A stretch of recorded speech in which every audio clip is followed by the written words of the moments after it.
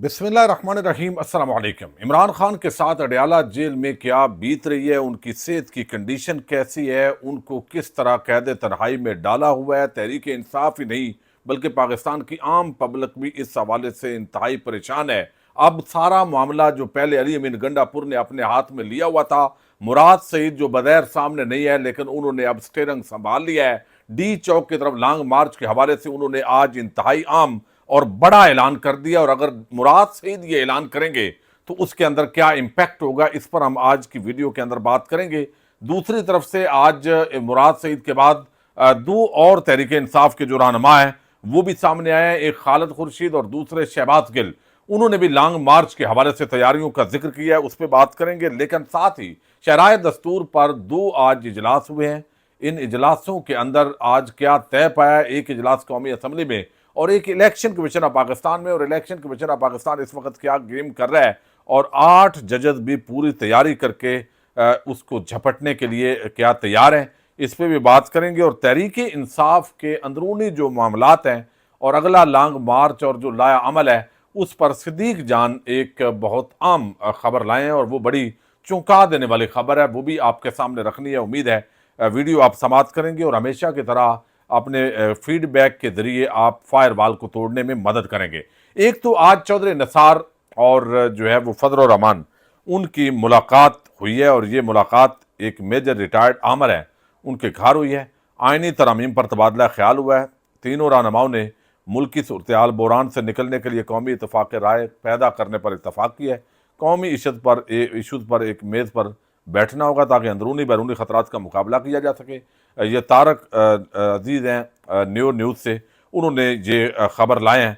तो हो सकता है कि जो चौधरी निसार हैं वो इस वक्त वैसे तो चला हुआ कारतूस हैं, तहरीक इंसाफ की तरफ तो उनका मजाज बिल्कुल नहीं मैच करेगा, लेकिन फजल रहमान के साथ हो सकता है वो किसी लम्हे शामिल हो जाएं। अच्छा, दूसरी तरफ जो है वो शरह दस्तूर पर एक इजलास हुआ है आइनी कमेटी का, और ये जो आइनी कमेटी है ये बुनियादी तौर पर बनाई गई थी कुछ मामलात को सेटल करने के लिए, लेकिन अब इसको हर हवाले से लिया जाता है। अब आइन के अंदर कौन सी तरामीम होनी चाहिए, पीपल्स पार्टी का जो मुसवदा सामने आया है उसमें आइनी अदालत का क़याम और आइनी अदालत के क़याम के साथ कुछ चीज़ों का जिक्र है। वो मुसवदा जो है अब वो ड्राफ्ट सामने आ गया है। उसके अंदर एक तो बताया गया कि एक वफाकी आइनी कोर्ट के क़याम अमल में लाया जाए। वफाकी आइनी अदालत 5 जजेस पर मुश्तमिल होगी जिसकी सरबराही चीफ जस्टिस करेंगे। हर सूबे से चीफ जस्टिस बारी की बुनियाद पर आइनी अदालत के चीफ जस्टिस मुकर्रर होंगे। वफाकी आइनी अदालत किसी भी सूबे में अदालत लगा सकेगी। पीपल्स पार्टी ने आर्टिकल 184 ख़त्म करने की तजवीज़ दी है, यानी वो जो आज खुद नोटिस का इख्तियार है ताकि किसी को भी इंसानी हकूक़ की पामाली जैसे भी हो कोई इस तरह का एक्शन ही ना हो सके। वफाकी आइनी अदालत का फैसला हतमी होगा, इस पर किसी भी फोरम पर अपील नहीं हो सकेगी। हालांकि इसके अंदर बहुत बड़ा ब्लंडर है। देखिए, अगर तो सुप्रीम कोर्ट ऑफ पाकिस्तान के अंदर ही सीनियर जजेस इसको सुनते हैं तो फिर क्या होगा कि उसके खिलाफ रिव्यू का भी इख्तियार हासिल होता है, यानी रिव्यू के अंदर बहुत सारी चीज़ें दोबारा भी अगर कोई दलील हो तो सेटल हो सकती है। लेकिन यहाँ पे चूँकि वो ऑप्शन ही नहीं होगा, वही जजेस होंगे, यानी उसके अंदर फुल कोर्ट या कोई और चीज़ हो नहीं सकती। ज़्यादा जजेस 5 जजेस होंगे तो हम ख्याल ही तकरीबन होंगी, हुकूमत वो अपॉइंट करेगी। तो ये एक बड़ा नाकस किस्म का मामला है। 200 आइनी मुकदमात हैं और उनके लिए ये एक पूरा खेल तरतीब दिया गया है। इसके पीछे असल कहानी वही है जिसका अक्सर हम जिक्र करते हैं। दूसरी तरफ मखसूस नशिस्तों के मामले पर स्पीकर कौमी और सूबाई असम्बली के ख़त पर chief election commissioner Sikandar Sultan Raja के ज़ेर सदारत आज फिर इलेक्शन कमीशन ऑफ पाकिस्तान में इजलास हुआ है। और इजलास के अंदर जो है वो अगला लाया अमल तय करना था, लेकिन कहा गया कि आज CEO कॉन्फ्रेंस के बाद ही हम इस पर अब हतमी नतीजे पे पहुंचेंगे। हालांकि कोई नतीजा नहीं है। सुप्रीम कोर्ट का वाज़ेह फैसला आने के बावजूद ये आर्टिकल 6 है, ये सुप्रीम कोर्ट के फैसले से बगावत है और कोई इस पार्लियामेंट को वो इख्तियार हासिल नहीं है कि सुप्रीम कोर्ट के इतने बड़े फैसले को रिबट कर सके। लेकिन चूंकि सिकंदर सुल्तान राजा जानबूझ के ये इजलास रोज करते हैं, कल भी किया, आज फिर किया है, नतीजा नहीं निकला, हम इस नतीजे पे पहुंचे हैं, इसको डिले करके अचानक इन्होंने वो मखसूस नशिस्तें नून लीग की और पीपल्स पार्टी की झोली में डाल दी है। उसके जरिए एक नाजायज गैर आइनी जो यानी अदालत का क़याम अब वो अमल के अंदर लाना है। तो ये आज एक दूसरा इजलास हुआ है और इसको अगर काउंटर जजेस ने ना किया, 8 जजेस ने, उन्होंने बताया तो गया है, बता रहे हैं जराए कि तैयारी है, चूंकि अगर اس کو ججز ٹارگٹ نہ کیا، خاموشی سے دیکھتے رہے، پھر سمجھیں یہ ججز گھر جائیں گے، ان کے پاس پھر کوئی اور آپشن نہیں ہوگا، چونکہ یہ جو ترمیم ہے اگر یہ ہو جاتی ہے انلیگل ہے، یعنی اس کی کوئی قانونی اور آئینی حیثیت نہیں ہے، لیکن اس کے باوجود اگر جج پھر بھی خاموش رہتے ہیں تو پھر قوم کو ان ججز کے لیے تو کچھ کرنے کی ضرورت بالکل نہیں ہے۔ اچھا، دوسری طرف جو ہے ابو صدیق جان نے ایک خبر دی ہے، پہلے یہ میں آپ کے سامنے رکھتا ہوں، لیکن اس سے بھی پہلے جو بات مراد سعید نے کی ہے، اور مراد سعید کے ساتھ ڈاکٹر شہباز گل، خالد خورشید نے کہا ہے کہ بھئی عمران خان کی جو بابر فاروق ہیں، عامر فاروق آپ کو علم ہے پورا ایک سہولت کار ہے اس پورے سسٹم کا۔ اسلام آباد ہائی کورٹ کا عامر فاروق اور جو قاضی فائد عیسیٰ ہیں سپریم کورٹ کے اندر، یہ پورے اس سسٹم کے سہولت کار ہیں، انسانی حقوق کی پامالیاں، آئین کی پامالی کے اندر ان کا بڑا رول ہے۔ اچھا، اب یہاں پہ انہوں نے تحریک انصاف سمجھتی ہے، آج عامر فاروق نے درخواست مسترد کر دی ہے کہ بھئی بتا دیں، میڈیکل کنڈیشن بتا دیں، اور ملنے کی ضرورت کوئی قیامت نہیں ہے، کوئی یہ اس کی جسٹیفیکیشن ہی نہیں ہے کہ ایک سابق وزیر اعظم کو ملا نہیں جا سکتا، کوئی سیکیورٹی کا سوال ہی پیدا نہیں ہوتا، یعنی اگر وہاں اندر ان کو خطرات ہیں تو ملنے والے کو کیا خطرات ہے بھائی؟ اس نے تو اندر سیکیورٹی کے اندر چلے جانا ہے۔ یہ اصل میں گیم اور ہے، اور اس گیم کا حصہ بغیر یہ جوڈیشری کا جو سسٹم ہے اس کے اندر بیٹھے ہوئے چند کردار ہیں، ان پہ یہ الزام ہے، تحریک انصاف لگاتی ہے۔ اچھا، اب ڈاکٹر شہباز گل جو ہے، خالد خورشید نے کہا کہ ہم لانگ مارچ کی طرف جو ہے وہ لانگ مارچ کریں گے ڈی چوک کی طرف، ہمارے پاس کوئی اور آپشن نہیں ہے جو بچ رہا ہو، چونکہ عمران خان کی صحت ہمارے لیے زندگی اور موت کا مسئلہ ہے۔ عمران خان کو اگر کچھ ہو گیا تو یہ ناقابل برداشت ہوگا۔ اگر تو ان کی بہن نورین کو آج ملنے دیا جاتا تو معاملہ حل ہو جاتا، ہم روٹین کے ساتھ ہفتہ ڈیڑھ انتظار کر لیتے، کوئی بات نہیں، لیکن جس طرح کے خدشات بڑھ رہے ہیں تو یہ معاملہ بڑا سنگین ہے۔ اب اس پر ڈاکٹر شہباز گل نے کہا کہ خالد خورشید صاحب، سربراہ P T I youth wing اور آئی ایس ایف نے مجھے بتایا ہے کہ اگر عمران خان صاحب سے ملاقات کی اجازت نہ دی گئی تو پھر یوتھ ونگ اور آئی ایس ایف ڈی چوک پر احتجاج کرے گی، خالد خورشید اس کا باقاعدہ اعلان کریں گے، یہ انہوں نے آج خبر دی ہے۔ اچھا، اس کے بعد مراد سعید کا جو پیغام ہے وہ بڑا اہم ہے۔ مراد سعید پچھلے حالانکہ کافی دن وہ خاموش رہے ہیں، لیکن گنڈا پور والا جو معاملہ ہوا ہے اس کے بعد وہ مسلسل ایکٹیو ہوئے ہیں اور وہ اس کے اندر مل رہے ہیں۔ ان کو بھی لگتا ہے، شاید ان کو لگتا ہے کہ کچھ کمپرومائز لیڈر ہیں، یا ان کے اندر وہ احتجاج کی سکت نہیں ہے، جن کو اتنا وہ اپنے سیاسی مفادات ان کے مقدم ہیں، تو یا وہ ڈر گئے ہیں، خوف کا شکار ہیں، ساری وجوہات ہوتی ہیں۔ مراد سعید جو ہے انہوں نے اب ایسے لگتا ہے کہ سٹیئرنگ تحریک انصاف کا سنبھال لیا ہے۔ انہوں نے کہا ہے کہ عمران خان کے ساتھ جیل میں روا سلوک اور ان کی صحت کے حوالے سے گردش کرنے والی خبریں نہایت تشویشناک ہیں، قوم کو فوری طور پر ان کی خیریت کی یقین دہانی کرائی جائے۔ میرا یہ ماننا ہے کہ تحریکیں نظم کے بغیر کامیاب نہیں ہوتی، اور اسی لیے ہمیشہ خود کو پارٹی ڈسپلن کا پابند رکھتا ہوں، مگر اس وقت معاملہ میرے اور میرے قوم کے لیڈر کی زندگی کا ہے۔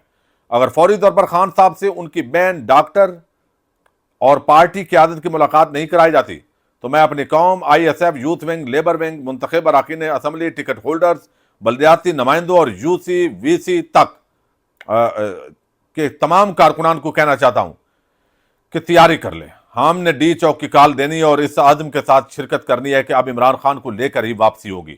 اڈیالہ جیل جا کر ہم کسی کو ہمارے احتجاج کی آڑ میں اپنے منصوبوں کو عملی جامہ پہنانے کا موقع نہیں فراہم کریں گے۔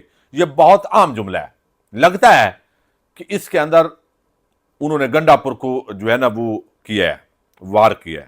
اس جملے کے اندر ان کو لگتا ہے کہ گنڈا پور اپنی وزارت اعلیٰ بچانے کے چکر میں ہے، عمران خان کی زندگی کو خطرات درپیش ہیں، اور یہ ان کی واپسی اور پراسرار طور پہ گمشدگی، یہ سارے معاملے کے بعد یہ مزید سختیوں کا ہونا، یہ بہت بڑی خطرناک صورتحال ہے۔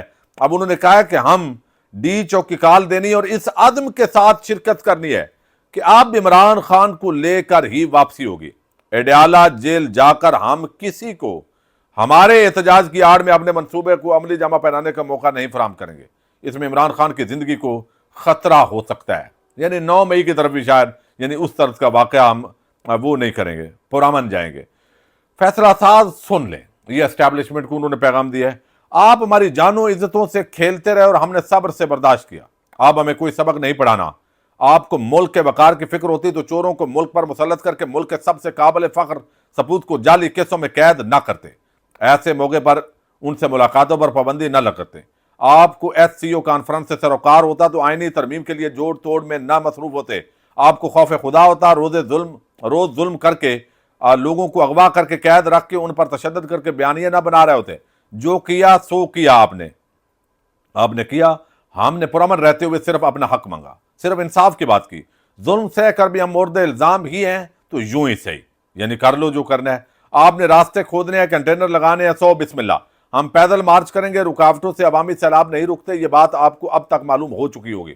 اور جن کے اختیار میں روکنا تھا ان کو آپ نے اپنے بیانیوں سے متنازع بنا دیا. اب جو نکلیں گے انہیں روکنا پھر ہمارے بھی بس میں نہیں ہوگا. فوری طور پر عمران خان کی خیریت کی خبر یا ڈی چوک پر آپ سے سامنا ہوگا. یہ بڑا واضح طور پہ، چونکہ مراد سعید وہ شخص ہیں کہ عمران خان کے بعد اگر عام لوگ تحریک انصاف کے اگر وہ کسی پر ٹرسٹ کرتے ہیں تو وہ عمران خان یعنی مراد سعید ہیں. تو اس وجہ سے ان کی کال کی یہ بڑی اہمیت ہے. آج تحریک انصاف کے مختلف جگہوں پر احتجاج بھی تھے. ملتان کے اندر بھی 500 کے قریب لوگوں کو گرفتار کر لیا گیا ہے. اکاڑا کے اندر بھی لوگ نکلے ہیں لیکن اتنی بڑی تعداد نہیں ہے. تو میں نے وہ بات کی تھی اس دن، آپ کو یاد ہوگا پرسوں، کہ یہ تحریک انصاف کا ایک اور بلنڈر ہے. آپ اپنے کارکنوں کو لانگ مارچ سے پہلے گرفتار کروائیں گے. ایک ہی معاملے کے اندر اگر آپ کا فوکس ہو کہ آپ نے ڈی چوک جانا ہے تو پھر تو آپ اس پہ فوکس کر رہے ہوں. ڈیوائیڈ نہ کریں اپنی توانائیاں. لیکن اب بہرحال یہ ان کا فیصلہ ہے، بھئی پارٹی ان کی ہے، ہم اس میں کیا کہہ سکتے ہیں. لیکن صدیق جان جو ہے ان کی خبر بڑی عجیب ہے. وہ کہتے ہیں صدیق جان کہ یہ کوئی لانگ مارچ نہیں ہوگا. گنڈا پور اور باقی بہت سارے جو رہنما ہیں ان کے نزدیک بیرسٹر گور کچھ تو ٹھنڈے لوگ ہیں، ان کے احتجاجی مزاج ہی نہیں ہے. اب ایک ہی شخص تحریک انصاف کی قیادت پریکٹیکلی کر سکتا ہے. مراد سعید تو ظاہر ہے ان کو سامنے آنے کی اجازت نہیں ہے. عمران خان کی طرف سے بہت سختی سے منع ہے اور ان کی زندگی کو خطرات ہیں کہ وہ جو شخص ہے وہ اب شیر افضل مربت ہے. جب وہ احتجاج کرتا تھا تو کئیوں کے پیٹ میں مروڑ اٹھتے تھے. جو اس وقت بڑے بڑے لوگ ہیں پی ٹی آئی کے اندر جنہوں نے نہ کچھ کرنا ہوتا ہے نہ کرنے دینا ہوتا ہے. تو اب شیر افضل مربت جو ہے اس کو جینون وہ بیمار تھا، وہ صحتیاب ہو رہا ہے. اگر وہ لیڈ کرتا ہے تو پھر ایک عوام کا جو ہے وہ تیار ہوگی. اچھا، اب گنڈا پور کے اب تو کوئی رس نہیں نظر آ رہی. لیکن صدیق جان کہتے ہیں کہ کل رات مجھے خبر ملی ہے کہ پی ٹی آئی کی لیڈرشپ یہ گارنٹی دے چکی ہے کہ اب اسلام آباد کی طرف کوئی مارچ نہیں ہوگا. اس لیے پی ٹی آئی کے کارکن جذباتی نہ ہوں، نہ خان صاحب سے ملاقات ہوگی اور نہ اسلام آباد میں احتجاج. پی ٹی آئی کی باہر موجود لیڈرشپ کو اپنے کارکنان کو اعتماد میں لے کر بتانا چاہیے کہ انہوں نے اصل فیصلے کیا کیے ہیں. وہ فیصلے نہیں جو سیاسی کمیٹی کی اعلامیے میں زبانی کلامی بتائے جاتے ہیں. یہ بددیانتی اور دھوکے کی بجائے حقیقت بتائیں کہ کس نے میٹنگ میں یہ کہا ہے کہ علی امین گنڈا پور کے دیے گئے دھوکے کے بعد اب اسلام آباد میں احتجاج اور مارچ ممکن نہیں ہے. کیونکہ حکومت کو آپ کی میٹنگ کی مکمل تفصیلات پہنچ چکی ہیں جس میں یہ باتیں ہوئیں کہ بس اب زبانی اعلانات ہوں گے، عملی طور پر کچھ نہیں ہوگا. سیاسی کمیٹی نے جھوٹا اعلامیہ جاری کیا کہ احتجاج جاری ہے، حالانکہ احتجاج ختم ہو چکا اور احتجاج اب اسلام آباد میں ہوگا بھی نہیں. کل شام تک یہی تاثر تھا کہ 18 سے دوبارہ احتجاج ہوگا، لیکن کل رات کو پی ٹی آئی سے واضح طور پر پتہ چلا کہ اب کوئی احتجاج نہیں ہوگا کیونکہ جتنے عہدیدار ہیں ان میں سے 90% خوف زدہ ہیں یا کمپرومائز کر چکے ہیں. کوئی اسلام آباد کی طرف مارچ کرنے کو تیار نہیں ہے. اگر حکومت کو تھوڑا سا بھی اسلام آباد احتجاج کا خوف ہوتا تو آج عامر فاروق خان سے ملاقات کی درخواست مسترد نہ کرتا. تو یہ ان کی خبر ہے، ان کی اطلاعات ہیں. تو میں نے سارے آپشنز آپ کے سامنے رکھ دیے ہیں. اب عمران خان کی زندگی کو خطرات کے حوالے سے خدشات کا اظہار کیا جا رہا ہے. ملاقات ہو نہیں پا رہی. ایس سی او کے پیچھے حکومت اور سب ادارے چھپ رہے ہیں. اپنے دھندے انہوں نے شروع کیے ہوئے ہیں اس کے اندر سارے. اور بالآخر جو ججز ہیں اگر وہ بھی سوئے رہے تو پھر بڑی ترامیم بھی ہونے جا رہی ہیں اور ججز نے بھی بالآخر گھر جانا ہے. اور پھر ایک ایسا ظالمانہ اور منافقانہ قسم کا نظام پاکستانیوں کے اوپر مزید مسلط ہوگا. مسلط تو ہے، مزید مسلط ہوگا کہ پھر زرداریوں اور شریفوں کے پہلے ہی انہوں نے قبضہ کیا ہوا ہے. پھر ان کا جو قبضہ ہے وہ مزید ایک لمبے عرصے کے لیے چلے گا. پھر ملک، معیشت جو بھی بچ گیا پاکستان میں، جس نے رہنا ہوا وہ رہے گا، جس نے نہیں رہنا ہوا وہ نہ رہے گا. پاکستان زندہ باد. پاک فوج پائندہ باد.